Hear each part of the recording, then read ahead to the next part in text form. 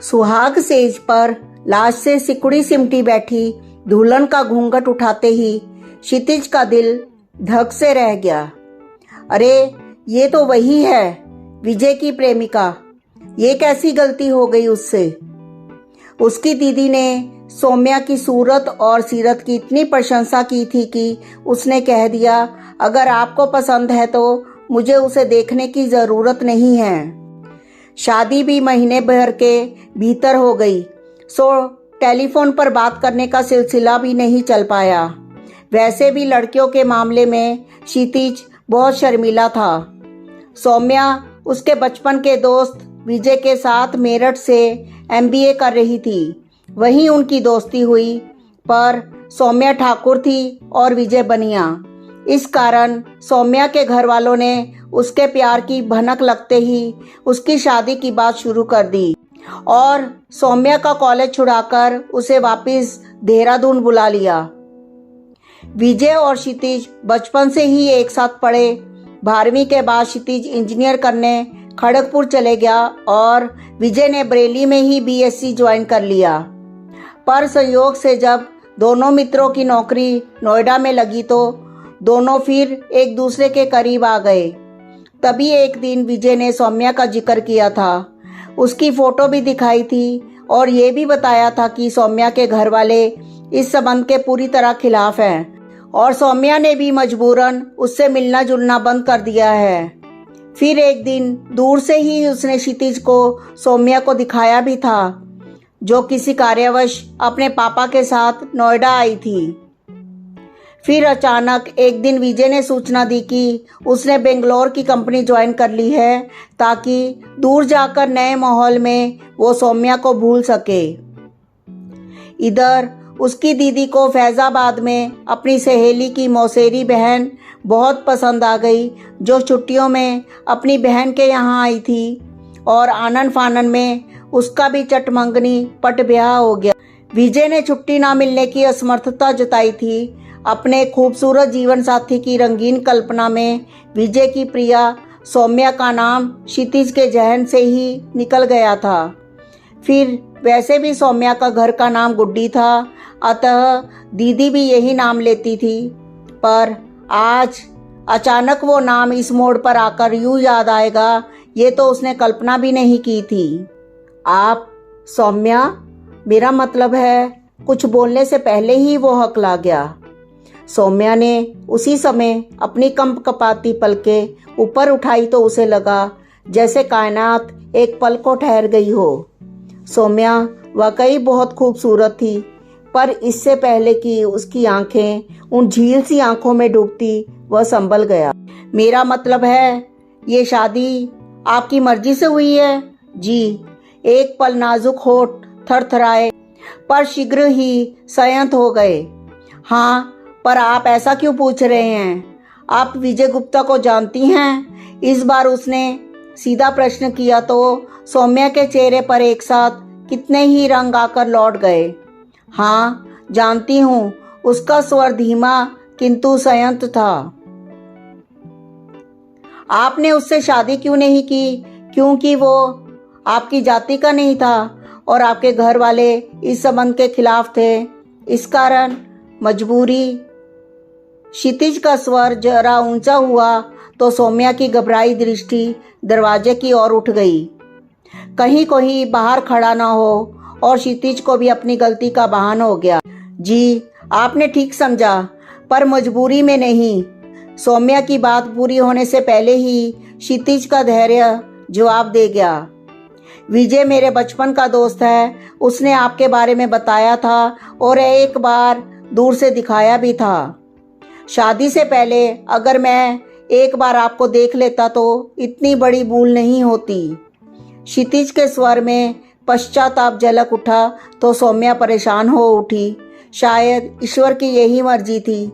नहीं, क्षितिज हल्के से चीख उठा। मैं दोस्त को क्या मुंह दिखाऊंगा? मैं विजय के साथ दगाबाजी नहीं कर सकता। पर अब हम क्या कर सकते हैं? सौम्या धीरे से बोली तो अचानक क्षितिज ने उसकी आंखों में झांका। सच बताना, आप विजय को अभी भी प्यार करती हैं? उससे शादी करना चाहती हैं? सुनकर जैसे औंधे मुंह गिरी सौम्या। ये क्या कह रहे हैं आप? मेरे माता पिता ने मेरी शादी आपसे की है, ये सब सोचना और बोलना भी पाप है। देखो सौम्या, ये पुराना ज़माना नहीं है कि लड़की को जिस खोटे में बांध दिया जिंदगी भर वो उसी से बंधी रहे, चाहे उसे पसंद हो या ना हो। अब समय बदल गया है, तुम पढ़ी लिखी हो, मैं तुम्हें तलाक देकर विजय से तुम्हारी शादी करवा दूंगा। क्षितिज ने जैसे निर्णय ले लिया, पर सौम्या आशा के विपरीत सख्त हो उठी। कभी नहीं, मैं अपने माँ पापा को बहुत प्यार करती हूँ और ये भी जानती हूँ कि वो हमेशा मेरा भला ही सोचेंगे, इसलिए मैं उन्हें जरा भी दुख देने की बात सोच भी नहीं सकती। अचानक क्षितिज को कभी विजय से हुई बातचीत याद आ गई। विजय की माँ भी इस बंद से खुश नहीं थी, पर उसने कहा था सौम्या तैयार हो तो हम कोर्ट मैरिज कर सकते हैं और एक बार शादी हो जाएगी तो मम्मी भी उसे बहू मान ही लेगी। फिर मियाँ बीबी राजी तो क्या करेगा काजी, कहकर वो हंस दिया था। कितना अंतर था दोनों की विचारधारा में या शायद संस्कारों में। जहां सौम्या अपने माँ बाप को दुख पहुंचाने की बात सोच भी नहीं सकती, वहां विजय सिर्फ खुशी देख रहा था। वह सौम्या की साफगोई से भी प्रभावित हुआ था। हम कल इस बारे में बात करेंगे। बहुत थक गया हूँ, तुम भी सो जाओ, कहकर क्षितिज वहीं पड़े दीवान पर पसर गया और सौम्या चुपचाप पलंग पर लेट गई, जहां उसके सपनों की तरह फूल भी मुरझाने लगे थे। दूसरे दिन घर में सब लोग उन दोनों से चुगलबाजी करते रहे, पर किसी को असलियत की भनक भी नहीं थी। रात में कमरे में पहुंचते ही क्षितिज ने दीवान पर ही तकिया रख लिया। सौम्या, मुझे कुछ समय दो, तब तक बेहतर है हम अलग रहें। घर से मेहमान विदा होते ही उसने सबसे पहले विजय को फोन किया। अरे, तुझे अपनी नई नवेली से इतनी फुर्सत मिल गई कि तू अभी से मुझे फोन कर रहा है? विजय ने हंसते हुए पूछा। हाँ, और ये तो बता भाभी कैसी है? तेरे सपनों की चौखट में तो फिट बैठी ना? डेटिंग के इस युग में तूने बिना देखे शादी कर ली, वह बहुत खूबसूरत है, मेरी कल्पना से भी परे। क्षितिज की आवाज में संजीदगी थी, जिसे महसूस कर विजय बेचैन हो उठा। तो फिर क्या हुआ? क्या उसका कहीं इश्क विश्क? जानते हो विजय, जब मैंने उसका घूंघट हटाया तो वो चेहरा कौन सा था? पहली मत बुझा, साफ बता। विजय थोड़ा उकता गया। सौम्या का। क्षितिज का स्वर बर्फ सा ठंडा था, पर विजय का पांव जैसे अंगारे पर पड़ा। ये क्या मजाक है? मजाक नहीं, यही सच्चाई है, और मैंने तुमसे यही पूछने के लिए फ़ोन किया है कि आगे मैं क्या करूं। मैंने उसकी उंगली तक नहीं छुई है। मतलब उससे मैंने तेरी अमानत समझ के रखा है। क्षितिज इतना ही कह पाया विजय। इस अप्रत्याशित स्थिति की तो उसने भी कल्पना नहीं की थी। विजय, तू कहे तो मैं उसे तलाक देकर उसकी शादी तुझसे करवा देता हूँ, पर उसके घर वाले। विजय असमंजस में था। उन्हें मैं मना लूंगा, बस तेरी हाँ चाहिए। मैं तो पहले ही मंदिर में भी शादी को तैयार था, पर तू पहले सौम्या से पूछ ले। ठीक है, कहकर क्षितिज ने फोन काट दिया। रात में बिना किसी लाग लपेट के उसने सौम्या से सीधा प्रश्न किया, तुम विजय से शादी करोगी?